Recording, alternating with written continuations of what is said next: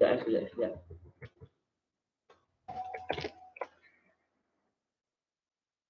Okay, sambil kamu live saya ni, sambil kamu live saya, tolong on WhatsApp. Okay, tolong on WhatsApp. Sambil tengok live saya ni, tolong on WhatsApp sebab kita akan komen dekat WhatsApp saja hari ni.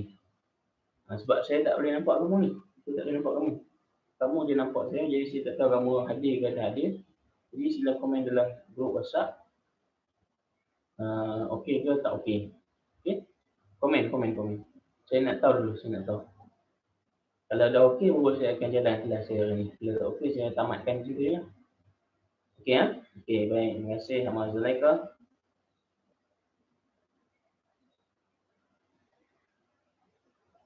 Okey, yang lain. Orang je lah. Saya tengok di sini ada 8 orang. Siapa dia 8 orang ni? Saya tak boleh tahu lah siapa 8 orang ni. Oh, tak boleh ya? Memang macam tu je. Okey, tak apa, saya teruskan. Bismillahirrahmanirrahim. Assalamualaikum warahmatullahi wabarakatuh. Alhamdulillahirabbil alamin wassalatu wassalamu ala asyrafil anbiya'i wal mursalin wa ala alihi washabbihi ajma'in. Subhanaka la ilma lana illa ma 'allamtana innaka antal alimul hakim. Rabbi shrah li sadri wa yassir li amri wahlul 'uqdatam min lisani yafqahu qawli. Wala haula wala quwwata illa billahil aliyyil azim. Baik. Sebelum kita mulakan, saya nak minta kamu buka teks. Buka teks dan 1, muka surat 7. Muka surat 7. Yang bertajuk Maha Suci Allah Subhanahu wa Ta'ala. Baik, sama-sama buka buku teks. Sama-sama buka buku teks. Muka surat 7. Saya baca. Ini adalah ayat yang kita selalu baca. Selalu kita baca selepas solat, iaitu ayat kursi. Apa kaitannya dengan Maha Suci Allah? Baik, Maha Suci Allah ni, apa yang dimaksudkan dengan Maha Suci Allah? Sesuatu keagungan bagi Allah Subhanahu wa Ta'ala. Ada satu dalil yang Allah sebut dalam Al-Quran. Ketika mana Allah membawa Nabi Muhammad SAW Isra' wal Mi'raj, disebutkan di situ Maha Suci Allah. Kejap, saya ingat balik. Saya betul ingat.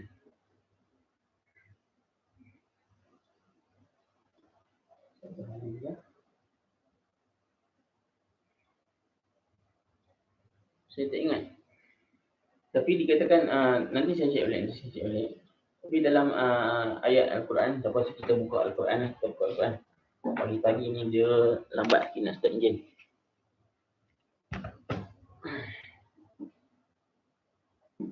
Surah apa? Surah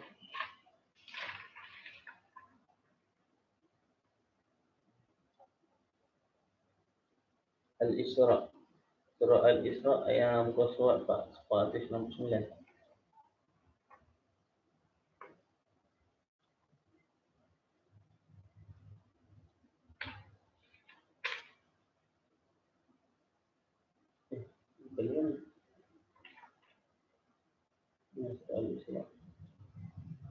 Dia bukan 280. Sekejap saya buka Quran. Saya memang jujur, saya kena buka Quran. Nampak? Subhanallazi asra bi'abdihi lailan minal masjidil haram ila al-masjidil aqsa alladzi barakna fiha alladzi barakna haulah. Tengok. Maha Suci Allah. Kalau kamu tengok Al-Quran, buka Al-Quran, tengok. Muka surat 299. Tolong 282. Tolong buka Al-Quran ni. Dan dengan saya akan minta kamu buka Al-Quran. Okay, buka Al-Quran, buka surat 282. Kamu tengok kat situ, Subhanallazi asra bi'abdihi lailan minal masjidil haram ila al-masjidil aqsa allazi barakna haulah. Maha Suci Allah. Nampak? Ni saya nak beritahu kamu ni, Maha Suci Allah dalam Quran ni. Maha Suci Allah yang telah memperjalankan hamba-Nya Nabi Muhammad SAW pada suatu malam daripada Masjidil Haram ke Masjidil Aqsa. Kenapa ditulis itu Maha Suci Allah? Sebab Maha Suci Allah ni adalah satu perkataan yang sangat tinggi nilai dia. Dan saya nak gambarkan kepada kamu pun agak sukar sebab terlampau tinggi. Jadi saya bawa dalil Al-Quran. Macam mana nak menggambarkannya? Macam ni saya bagi contoh. Kat sini kita nak faham Maha Suci Allah. Okay, baik. Macam mana Allah Subhanahu Wa Taala bawa Nabi Muhammad sallallahu alaihi wasallam daripada Mekah ke Masjidil Aqsa. Kemudian daripada Masjid Al-Aqsa ke Sidratul Muntaha dengan setengah malam. Setengah malam tu banyak mana? Setengah malam kau mungkin kalau lepas Isyak. Contoh kita Isyak 8.30 kita start pukul 9. Pukul 9 sampai pukul 3 pagi. 9, 10, 11, 12, 13. Apa saya kira ni? 9, 10, 11, 12. 1, 2, 3. Dalam masa 6 jam. Dalam masa 6 jam. Kita katakan tak sampai subuh lah kan. Tak sampai 10 jam.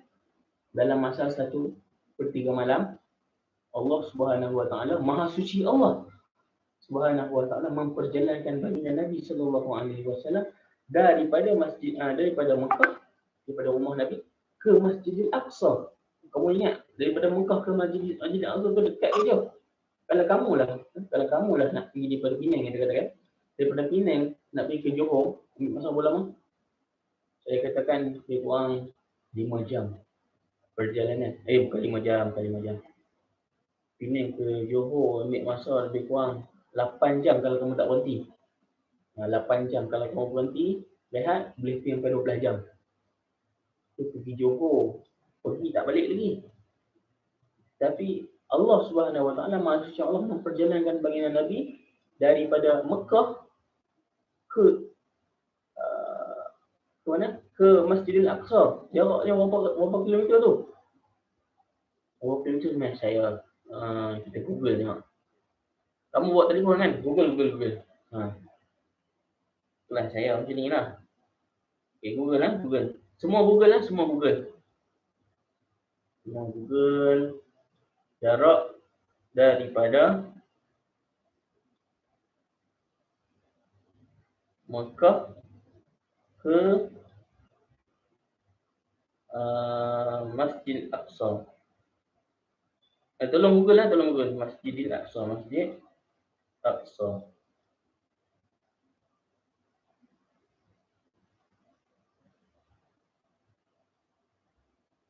Dia tak gitu.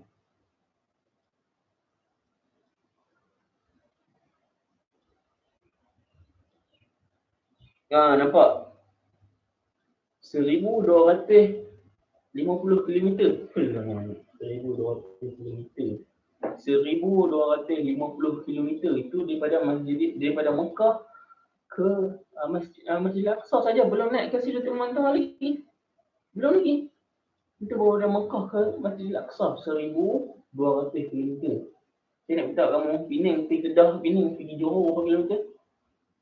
Baru 600 kilometer. 2 kali ganda. Maksudnya kalau dalam bahasa akal, bahasa yang mudah ni, kalau kita nak pergi Masjid Al-Aqsa daripada Mekah, memerlukan masa 1 hari perjalanan. 1 hari perjalanan iaitu 24 jam tanpa rehat. 24 jam tanpa rehat barulah kita boleh sampai, itu pun tanpa berhenti. Tapi yang dimaksudkan Maha Suci Allah ni, yang menjangkau akal manusia tak akan mampu fikir. Manusia tak akan mampu fikir macam mana Allah memperjalankan baginda Nabi SAW daripada Masjidil Aqsa, daripada Mekah ke Masjidil Aqsa dengan hanya sepantas kilat. Allah. Kita tak boleh nak gambarkan. Itu dikatakan Maha Suci Allah. Maha Suci Allah ni adalah sesuatu yang sangat tinggi nilainya. Itu baru daripada Mekah ke Masjidil Aqsa, belum lagi daripada Masjidil Aqsa ke Sidratul Muntaha, nak melangkau 7 langit tu. Kamu ingat 7 langit tu? Manusia pernah sampai tak ke langit pertama? Dia hanya sampai di satelit. Pernah juga diceritakan manusia pernah sampai ke bulan, Wallahualam kebenarannya. Tapi ada fakta. Walaupun dikatakan sampai ke bulan, memerlukan masa berapa lama? Hampir 3 bulan untuk sampai ke bulan. Hampir. Yang pergi kita punya angkasawan tu pergi ke satelit bumi 1 hari. 1 hari ke 2 hari? 2 hari perjalanan. Tapi Maha Suci Allah memperjalankan baginda Nabi hanya 1/3 malam daripada rumah ke Masjidil Aqsa, daripada Masjidil Aqsa ke Sidratul Muntaha, langit ke-7 tu. Ya Allah, saya tak boleh nak gambarkan. Nanti kalau dalam kelas nanti saya akan tunjuk kat kamu. Saya lukis kat kamu macam mana perjalanan tu. Tapi sekarang ni saya nak cerita Maha Suci Allah. Maha Suci Allah ni maksudnya sesuatu yang terlampau tinggi nilainya, yang terlampau agung, yang kita tak akan mampu fikirkan dengan akal fikiran kita. Baik, kita masuk balik. Itu mukadimah lah. Ini termasuk surat 7 itu Maha Suci Allah. Baik, ayat ni ayat yang kita dah selalu baca dah. Ayat yang kita selalu baca dah. Saya tengok komen kat WhatsApp kamu clear ke tak clear? Tolonglah komen. Sebab saya tak tahu wujud ke tak wujud. Okay, bagi thumb kat saya macam ni, bagi thumb best kat saya macam tu, saya teruskan. Tu tanda respon lah.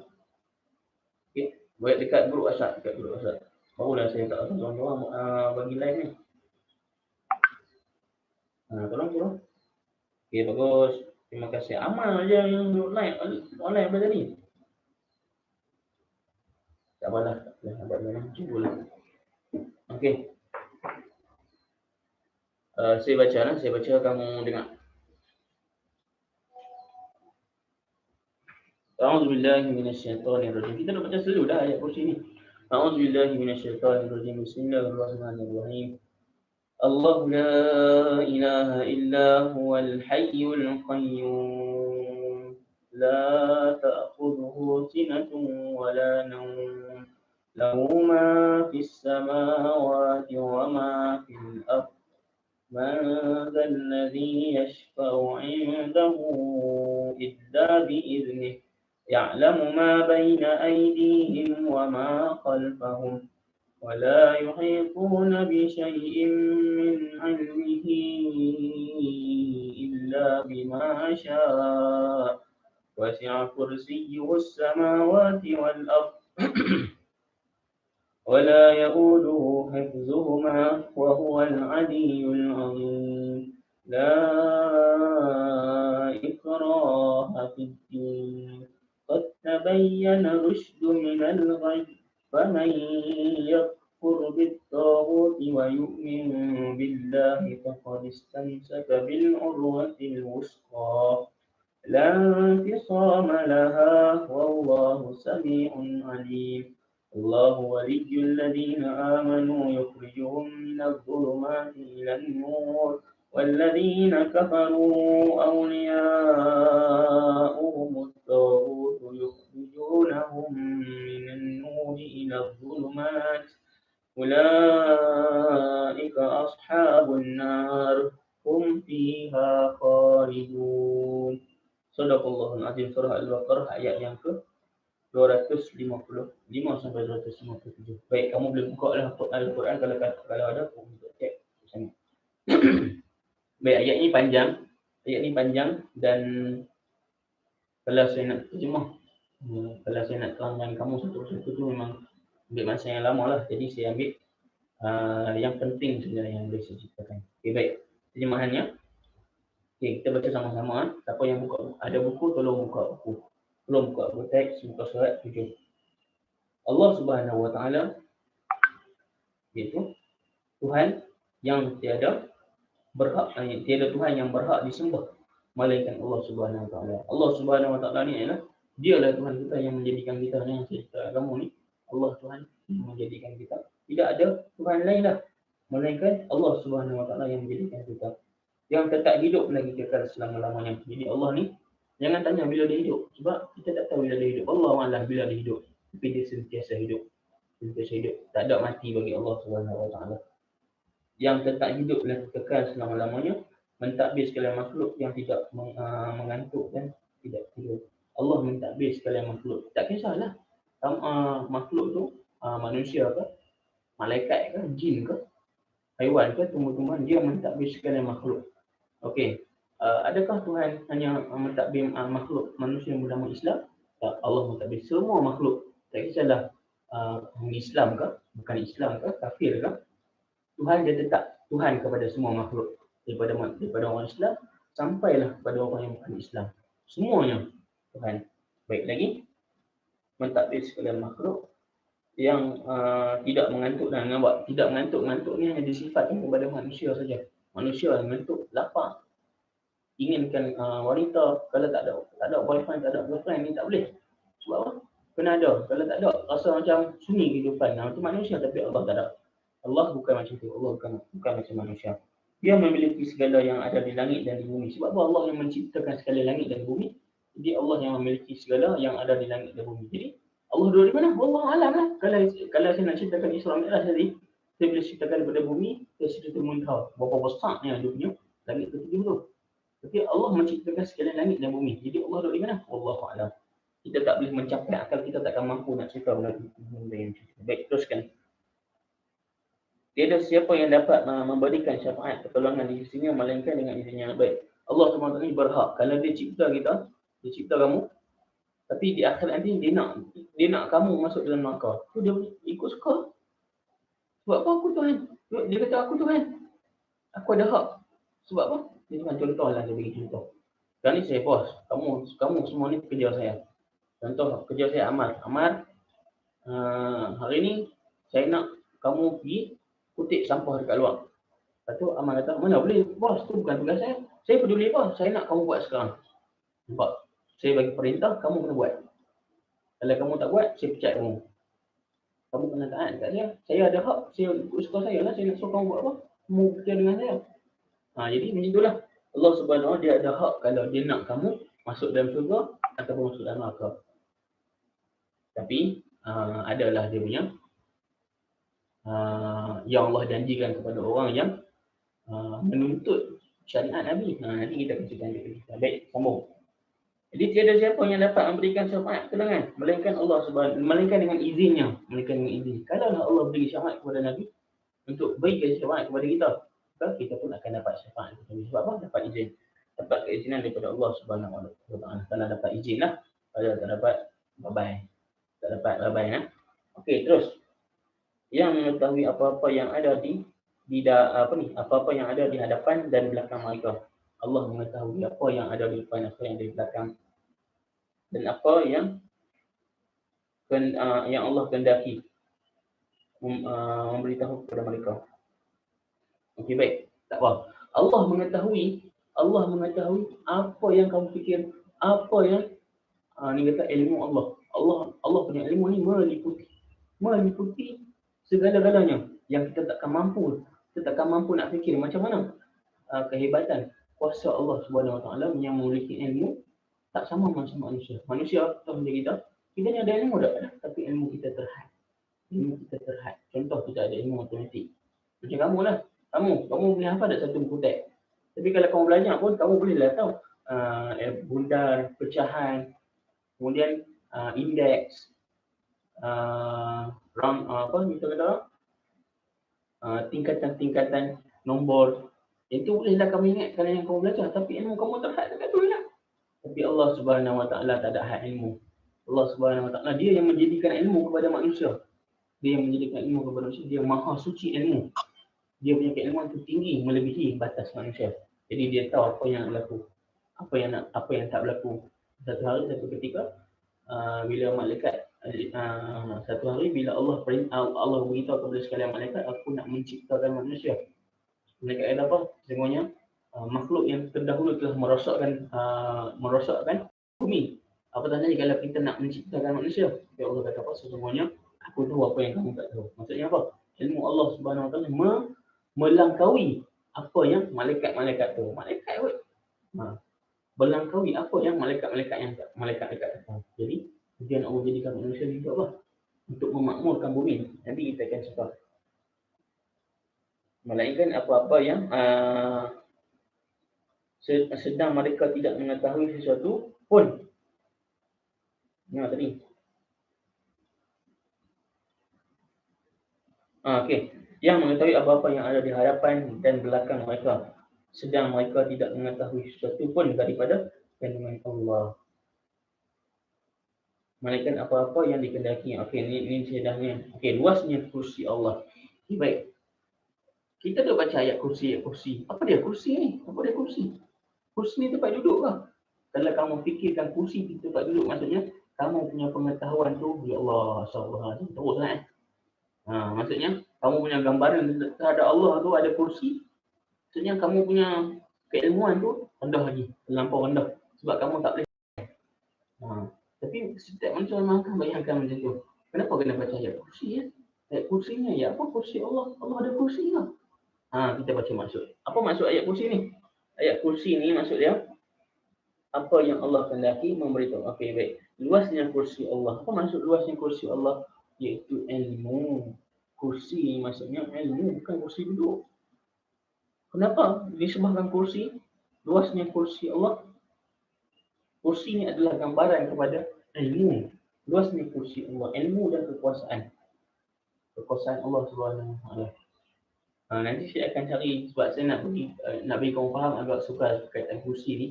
Jadi saya akan cari perkataan yang mudah macam mana saya nak gambarkan kursi. Tapi dia melambangkan ilmu dan kekuasaan Allah Subhanahu Wa Taala kepada manusia yang sangat hebat. Baik. Yang meliputi langit dan bumi. Saya dulu masa belajar, masa zaman-zaman kamu ni tu, Ustaz ada cerita depan. Saya dekat kursi Allah meliputi langit dan bumi. Masa duduk bayang lah, duduk bayang kursi kita duduk tu, dia punya besar dia meliputi langit dan bumi. Masa duduk bayang macam tu. Ish, macam mana kursi Allah duduk kat langit dan bumi besar tu? Allah, anda nampak fikiran saya dekat tu saja. Saya letak kursi dekat bumi. Bumi yang bulat tu dengan dunia, saya letak kursi kat atas dia. Macam tu gambaran saya macam tu saja. Tapi sebenarnya bukan. Kursi bukan maksud kursi. Tapi kursi yang dimaksudkan itu adalah ilmu dan kekuasaan Allah Subhanahu Wa Taala meliputi langit dan bumi. Masya Allah. Lagi. Dan dia adalah menjadi keberatan kepada Allah Subhanahu Wa Taala menjaga serta memelihara kedua-duanya. Dan dialah yang maha tinggi derajat kemuliaan lagi maha besar. Allah, ayat ni memang sangat besar, sangat besar. Baik. Jadi maha suci Allah. Inilah perkataan maha suci. Maha suci ini adalah gambaran betapa tinggi dan agungnya Allah Subhanahu Wa Taala mentadbir bumi, mentadbir segala makhluk. Ilmu Allah menjangkaui hak manusia, kekuasaan Allah menjangkaui hak manusia. Tapi kenapa kita tak nampak Allah Subhanahu Wa Taala?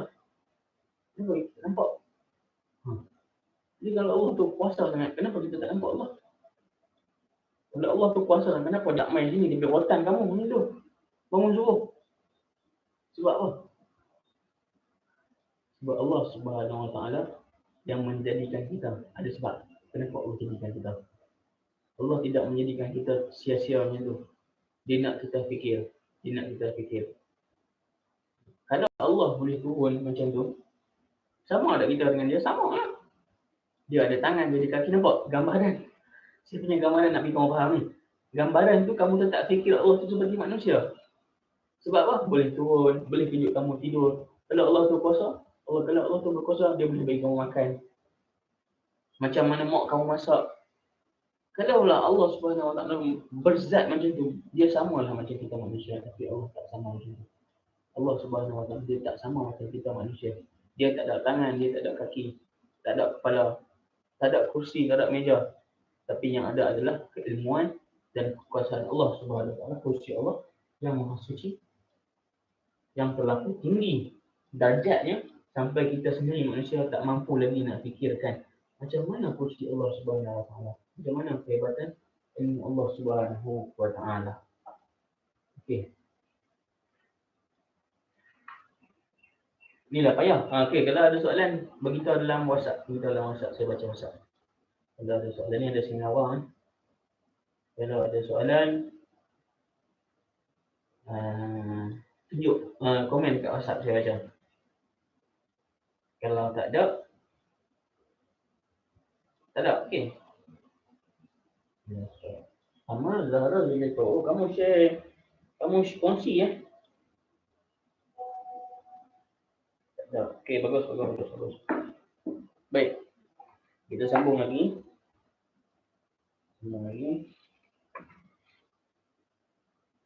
Okey, tengok muka surat 8. Kita nak tengok apa yang terkandung. Saya dah cerita dah sebenarnya.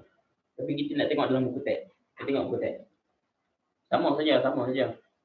Kita tengok buku teks ni sebab nak bagi kamu faham lagi. Tengok buku teks, tengok intisari ini maksud apa intisari? Apa yang terdapat, yang terkandung intisari sangat kamu ni. Intisari ni maksudnya apa? Apa sebenarnya yang terkandung dalam ayat kita baca tadi? Saya dah terangkan dah. Tapi saya nak baca sekali lagi. Baik. Ada lagi lah. Ayat 256. Tidak ada paksaan dalam agama. Kita sambung. Baik. Yang tadi ayat 255. Sekarang ayat 256. Tidak ada paksaan dalam agama Islam. Kerana sesungguhnya telah nyata kebenaran Islam daripada kesesatan. La ikrah fid din, qad tabayyana rusydu minal ghayy. Oleh itu, sesiapa yang tidak mempercayai tauhid dan dia pula beriman kepada Allah Subhanahu Wa Taala, maka sesungguhnya dia telah berpegang pada kesimpulan, iaitu tali agama yang teguh, yang tidak akan putus. Dan ingatlah Allah Subhanahu Wa Taala mendengar dan Maha mengetahui. Baik, ini adalah kesimpulan, kesinambungan daripada tadi. Dia adalah kepada orang yang beriman. Kita ni beruntung sebab kita lahir-lahir ni mak ayah kita Islam. Kita lahir-lahir mak ayah kita Islam, jadi kita tak payah lagi nak cari Islam sebab Islam tu ada depan mata. Tapi kita kena belajar. Islam ni adalah agama yang penuh dengan keilmuan. Macam saya tadi, Allah SWT ni maha tinggi ilmu dia. Jadi kalau kamu nak jadi orang Islam, kamu kena belajar. Kalau kamu jadi orang Islam, kamu kena ada banyak ilmu. Barulah kamu boleh jadi orang Islam yang sejati. Jadi, bila dalam Islam ni, apa yang Islam tuntut? Belajar. Bila kita belajar tentang Allah, belajar tentang malaikat, belajar tentang teknologi, belajar tentang sains, belajar tentang sastra, belajar tentang kesejahteraan, belajar tentang keselamatan, ketahanan, medik, semua kamu belajar, kamu buat kesimpulan. Allah kata apa? La ikrah fid din. Tidak ada paksaan dalam agama. Kerana sesungguhnya yang nyata kebenaran tu adalah kebenaran daripada kesesatan. Kesimpulannya apa? Berdasarkan ilmu, berdasarkan itu kata saya kata Islam ni agama ilmu. Kalau kamu jadi orang yang berilmu, kamu belajar semua benda yang ada di dunia ni, kamu akan nampak kebenaran daripada kesesatan. Kebenaran itu sebenarnya datang daripada mana? Al-Quran. Sebab apa? Sebab Allah yang menciptakan. Kebenaran itu datang daripada Al-Quran. Kalau ni saya nak cerita apa? Saya nak cerita mafhum ayat ni. Contohlah kamu ni, aku rasa aku tak maulah masuk agama Islam. Apalah mak ayah aku ni, suruh aku semayang, suruh aku puasa. Aku tak mau Islam. Jadi, kalau kamu tak mau Islam, kamu kena belajar. Kamu belajar. Cari ilmu. Ilmu tentang agama Islam. Kenapa kena ada agama Islam? Apa kaitan agama Islam dengan kehidupan? Kenapa kena ada kehidupan dengan Islam? Kamu belajar. Kamu belajar kaji, buat kajian. Kamu belajar agama, kemudian kamu belajar agama Buddha, kamu belajar agama Kristian. Kamu belajar lagi tentang sains. Lepas tu kamu belajar tentang geografi. Belajar lagi tentang teknologi. Kamu belajar tentang saya ambil contoh sains. Belajar tentang sains, macam mana hujan terjadi, macam mana pokok tu boleh tumbuh, macam mana semua tanaman boleh tumbuh. Allah sebut dalam Quran, waja'alna minal ma'i kulli shay'in hayy. Dan kami jadikan air tu, dan kami jadikan daripada air tu hidup semua benda lain di muka bumi. Allah, astagfirullah, ya Allah, macam mana? Betul. Tumbuh-tumbuhan tu, semua yang ada di bumi ni boleh tak hidup tanpa air? Tak boleh. Manusia pun tak boleh hidup tanpa air. Sebab Allah sebut dalam Quran ni sains ni. Waja'alna minal ma'i kulli shay'in hayy. Mak tu umum, air. Air apa? Air ada dua jenis. Dalam sains ni cerita pasal sains. Jadi bila kamu buat kajian tentang sains, dia akan mendapatkan kebenaran. Sebab tu kalau kamu tengok saintis-saintis banyak yang masuk agama Islam. Banyak yang saintis. Kalau kamu suka nak belajar sains, kamu boleh follow Dr. Zainal Abidin. Dr. Zainal Abidin tu dia doktor. Tapi dia banyak menceritakan tentang Al-Quran. Sebab apa? Dia buat kajian, dia rujuk Al-Quran. Dia jumpa kebenaran. Sebab apa? Rapatnya sains dengan Al-Quran. Kamu tengok Dr. Zainal Abidin. Buka nanti balik kamu search Dr. Zainal Abidin. Okay, baik.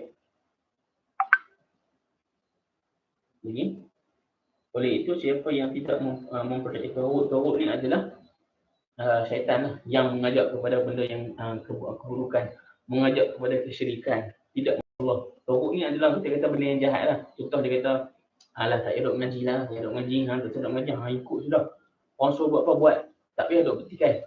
Tu tauhid. Tauhid ni jenis apa? Orang yang buruk-buruk lah, tak elok mengaji, tak elok main kelas, buat apa? Jangan kita tidur bagi gue. Tidur, boleh rehat, main game, boleh seronok. Ni tauhid. Tak payah duk buat baik-baik, buat apa? Tauhid. Tauhid ni adalah syaitan lah. Syaitan yang mengajak kepada keburukan. Dan dia pula beriman kepada Allah. Dia tidak mengikut, tidak mempercayai kepada tauhid. dan dia pula beriman kepada Allah, maka sesungguhnya dia telah berpegang dengan simpulan. Nah, ni orang kata apa? Nak pegang dengan simpulan ni, saya beritahu kamu bukan macam boleh tidur, boleh main game tak. Ya, ilmu. Ni kalau kamu main kelas ni pun, belum tentu lagi kamu boleh pegang betul dari Allah SWT. Sebab apa? Kamu bukan orang yang berilmu. Jadi kalau kamu jadi orang yang berilmu, kamu benar belajar. Kena belajar sampailah kamu faham apa dia agama, barulah kamu boleh pegang pada simpulan iaitu tali agama yang teguh dan tidak akan putus. Nampak? Yang teguh dan tidak akan putus maksudnya apa? Yang betul-betul faham tentang agama. Dan ingatlah Allah Maha mendengar lagi Maha mengetahui. Okay. Sambung ayat yang 257. Ayat 257 ni ayat apa? Allahu waliyul ladzina amanu yukhrijuhum minadh dhulumati. Ini kuasaan Allah, kuasaan Allah. Allah Subhanahu wa taala adalah pelindung yang maha yang mengawal dan menolong orang yang beriman. Okey, dia mengeluarkan mereka daripada kegelapan kufur kepada cahaya. Dan orang kafir menolong mereka iaitu tauhid yang mengeluarkan mereka daripada cahaya iman kepada kegelapan. Mereka itulah ahli neraka, mereka kekal di dalamnya. Kat sini ada dua cerita. Yang pertama, Allah ada kuasa mutlak untuk menjadikan kamu ni orang yang beriman. Dan orang kafir iaitu syaitan boleh penolong kepada tauhid itu, boleh membawa kamu, mengeluarkan kamu daripada cahaya iman kepada kekufuran. Sebab apa? Ni orang kata, bila kita ada ilmu, ilmu ni siapa punya? Allah punya. Bila kita belajar ilmu, iaitu apa? Sebahagian daripada, bukan sebahagian. Bila kita belajar ilmu tu, maksudnya kita mencari Allah SWT. Sebab apa? Allah adalah kuasa kepada ilmu. Jadi bila kita belajar ilmu, kita mengenali Allah SWT. Baik. Kalau kita tidak menjadi orang yang berilmu, maka kita akan ikut apa? Ikut tauhid lah. Contohlah, kenapa kita kena solat? Kita pun belajar, kenapa kena solat? Orang yang solat ni adalah sistem kehidupan kita. Kalau kita hidup kita takkan tenang. Kamu macam kamu tak solat kan? Hidup kamu tenang? Tak. Rasa sabut. Saya min tuduh yang kamu tak solat kan? Contoh. Baik. Contohlah kalau kamu tak solat kan, kamu akan rasa macam hidup ni macam tak ada apa benda. Hidup ni macam kosong. Solat ni adalah menstabilkan sistem kehidupan kita. Dia menstabilkan kita punya kehidupan lah. Nanti saya akan cerita banyak benda tu melibatkan banyak benda. Tapi dia adalah syariat, perintah. Sebab tu kita kena solat, perintah. Kita kena solat. Okey, tak apa. Tak pernah tadi? Okey, belum. Kalau kita jadi orang yang berilmu, kita akan jadi hamba Allah. Dan Allah jadikan apabila kita ni menuntut ilmu, dia akan kekal di dalam syurga. Dan manakala orang yang mengikut tauhid ni, dia akan masuk ke dalam neraka. Orang yang tak berilmu, orang yang mengikut orang, dan sekali dia syirik kepada Allah Subhanahu Wa Taala dan mereka ni kekal dalam neraka. Okey, kat situ saja. Dan kita tengok intisari pun saya rasa sama saja. Saya baca Allah. Maksud minta habiskan alam untuk hendak berbisannya. Maksud Allah daripada sifat kekurangan seperti mengantuk dan tidur sama. Yang ketiga, ilmu Allah Subhanahu Wa Taala meliputi segala makhluk ciptaannya. Betul? Yang keempat, Allah Subhanahu Wa Taala berkuasa dan maha agung, tidak memerlukan bantuan siapa untuk mentadbir alam yang luas. Jadi Allah kuasa mentadbir sekalian tanpa bantuan. Macam kita kena ada Perdana Menteri untuk mentadbir. Perdana Menteri kemudian kena ada agung. Tapi Allah Subhanahu Wa Taala tak ada menteri-menteri. Dia tak ada macam cerita-cerita orang putih duk buat tu. Allah ada Tuhan yang paling tinggi, kemudian ada menteri-menteri. Ada dia punya dewa-dewa duk bantu dia. Tu bukan. Allah bukan begitu. Allah tak perlukan dewa-dewa. Dan Allah tak perlukan wali-wali pun. Sebab apa? Allah tak memerlukan siapa-siapa untuk bantu Allah. Allah boleh buat sendiri. Itu kuasa Allah Subhanahu. Allah tak memerlukan siapa. Allah tak memerlukan siapa-siapa. Hatta wali-wali sekalipun. Apa Allah nak memerlukan wali? Sebab apa? Bila Allah memerlukan wali, maksudnya lemah lah kuasa Allah Subhanahu Wa Taala. Allah tak memerlukan siapa-siapa. Dia berhak dan dia berdiri atas dirinya sendiri. Yang kelima, Islam agama yang mementingkan kefahaman dan keyakinan, bukan agama paksaan. Islam adalah agama ilmu. Allah Subhanahu Wa Taala memimpin orang yang beriman daripada kekufuran dan kejahilan kepada keimanan dan keilmuan. Nampak? Keilmuan. Nak jadi orang yang beriman ni kena ada ilmu. Kamu tak boleh jadi orang yang beriman untuk ikut-ikut saja. Jadi orang beriman kena ada ilmu. Yang ketujuh, syaitan memimpin orang kafir. Itu tauhid tadi, syaitan memimpin orang kafir kepada kekufuran dan kejahilan. Baik, jelas. Beritahu dalam grup, komen dalam grup, kata jelas. Okey, tugasan kamu